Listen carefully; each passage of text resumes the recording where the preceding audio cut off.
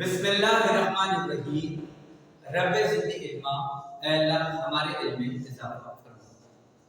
بچوں ہمارا آج کا عنوان ہے، سیکنڈ اردو کا موضوع ہے افسانہ بدرہ۔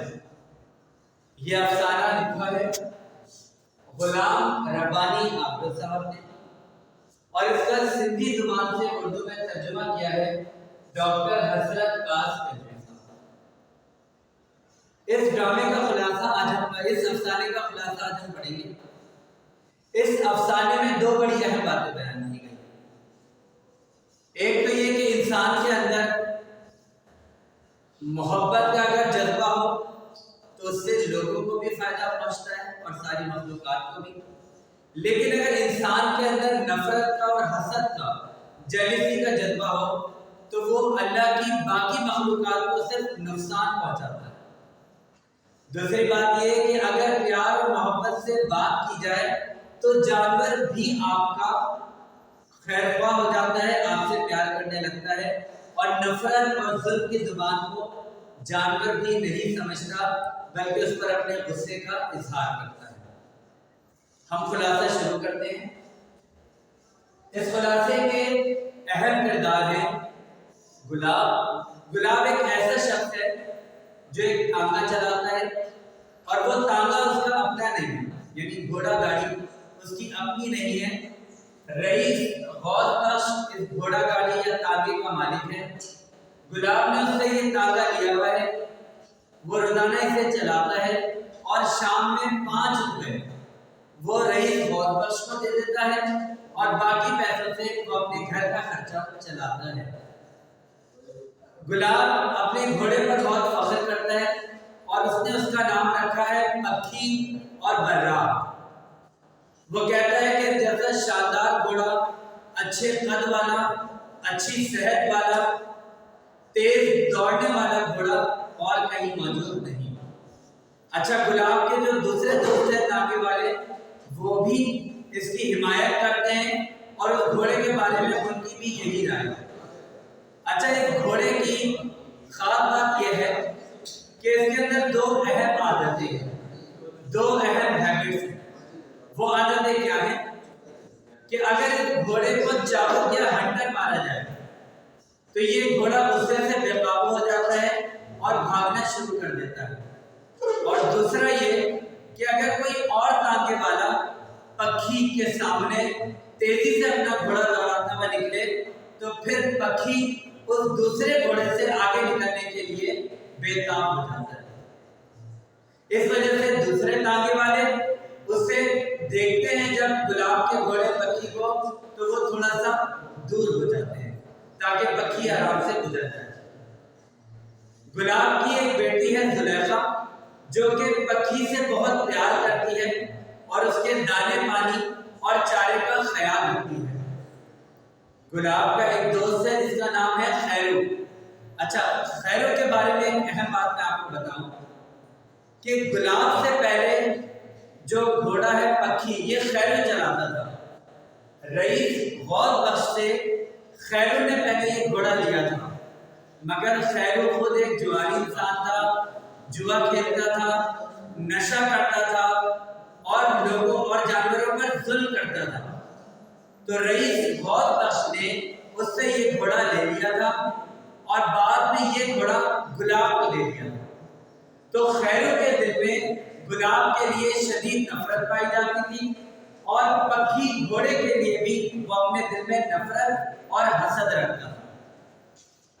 ایک دفعہ گلاب اور خیرو میں بحث ہوئی کہ یہ گھوڑا ولایتی ہے یا عربی۔ گلاب کہتا تھا یہ گھوڑا ولایت کا عربی ہے، اور خیرو کہتا تھا یہ گھوڑا ولایتی ہے۔ جب انہوں نے رئیس غوث بخش سے پوچھا تو اس نے کہا کہ بھائی یہ گھوڑا نہ ولایتی ہے نہ عربی، بلکہ یہ سندھ کا گھوڑا ہے۔ پھر کیا ہوا کہ ایک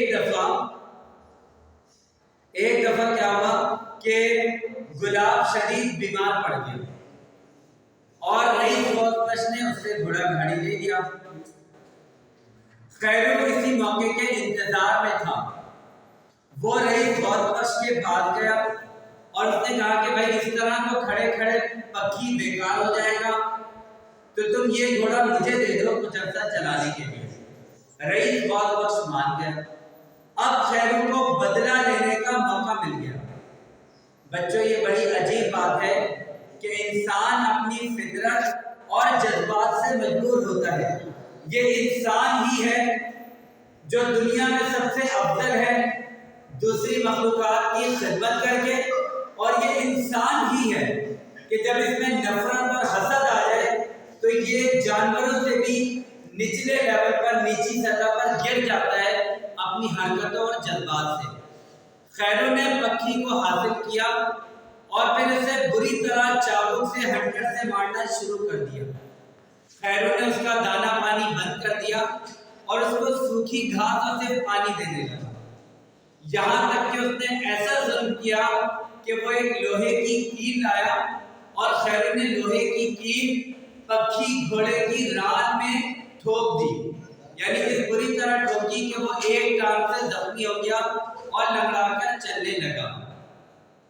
اس طرح جب تک گلاب بیمار رہا، خیرو پکھی گھوڑے پر بے پناہ ظلم کرتا رہا، اور ساتھ ساتھ اس نے یہ بھی مشہور کروا دیا کہ پکھی گھوڑا خراب ہو گیا ہے، بیمار ہو گیا ہے اور کسی کام کا نہیں رہا۔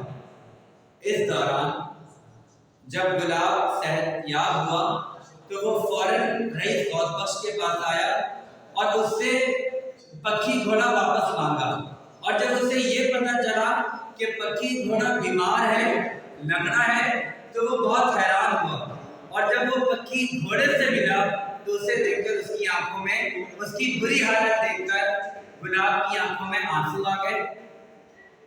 گلاب نے وہ پکھی گھوڑا رئیس غوث بخش سے خرید لیا اور اپنے گھر لے آیا۔ اس کی بیٹی زلیخا جو کہ پکھی گھوڑے کی یاد میں بیمار تھی، اداس تھی، اسے دیکھ کر بہت خوش ہوئی۔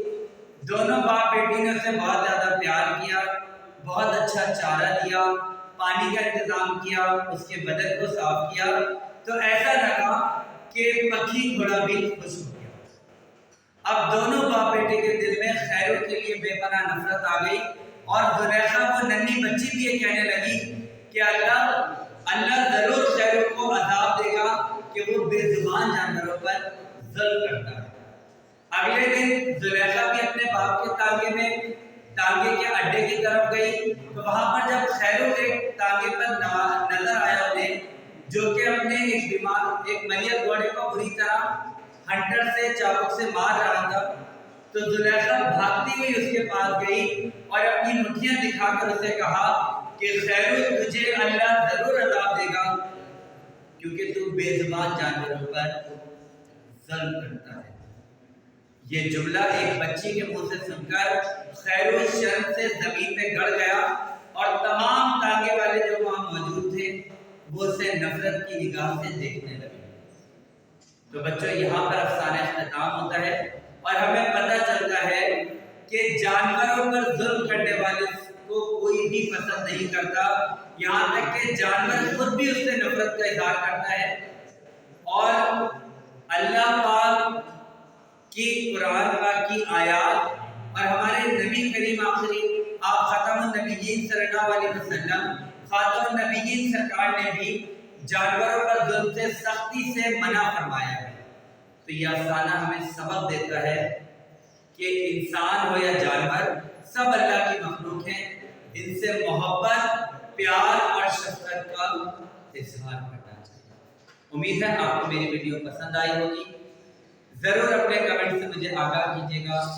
اپنا خیال رکھیے گا۔ السلام علیکم ورحمۃ اللہ وبرکاتہ۔